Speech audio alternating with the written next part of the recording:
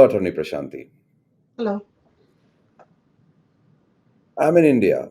My H-1B was approved in 2021, November of 2021, and will expire September 2024. My current company is not able to arrange the client letters. So if I want to transfer my visa to another employer, I heard that the H-1B visa cannot be transferred to another employer until I work for the initial petitioning employer for 6 months. Can you please clarify?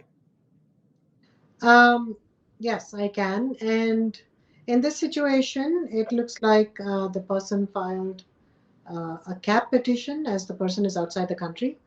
And it looks like that the employer might have gotten the H-1B approved, but has to now send the beneficiary to the consulate. And they might be concerned that the consulate will not approve the case without client letters. So they're not sending him to the consulate, and therefore, the H-1B approval that he has cannot be used. In this situation, he wants to, maybe he has another employer and he wants to change his employment and get another H-1B approval. So now the question is whether his H-1 is cap exempt or if it's not cap exempt because he didn't start working for the employers yet. Now, interpretations of what is cap exempt and what is not keep changing, and it depends also on how liberal USCIS is at that particular point of time. At one point, they did say that unless the H-1B is activated, unless the H-1B, they start working on the H-1, they're again subject to the cap because, they're not cap exempt as the H-1 was not activated. But now, for a while now, they seem to be taking the position that in this situation that, the H-1B is still, the employee is still cap exempt. So they can presumably file another H-1, a new H-1 cap exempt petition by putting in the H1 approval, the previous H1B approval. And it's not called a transfer. You'll be getting, what will happen is you'll get a H1B consular processing approval without an I-94 since you're not in the country.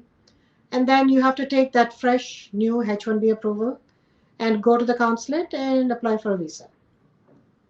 So I have a follow-up question here. Assuming that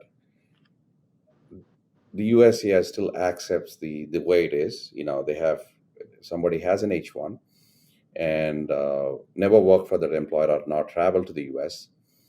Now, what is the timeline that they can file a new H-1B with another employer as cap exempt? Is Within, there two?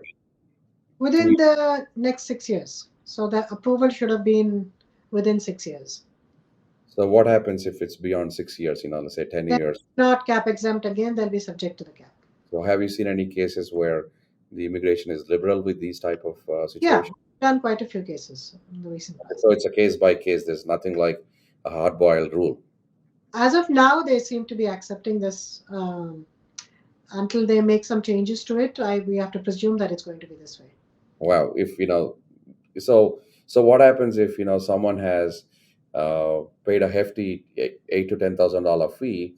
They take the application, give out the receipt notice, and they reject it. So they lose the filing fee. Absolutely, and that's the problem. USCIS is so unpredictable in Wow. its processing, and also they don't have uniform, processing method. So you don't know. In general, you do know, but there is always a gray area, and this is one of those gray areas where they haven't really said what the situation will be. So we are doing it based on a case by case basis. But in general, we filed several and they've all been approved. So we have to presume. In the past, a few years ago, when we filed the same thing, it was not approved. They said it was not cap exempt many years ago, maybe about 5, 7 years ago. Now we are not having that problem, so we have to, we're only presuming that USCIS has changed its mind, and nothing is in writing to this point. It's the way they're interpreting what is already in writing.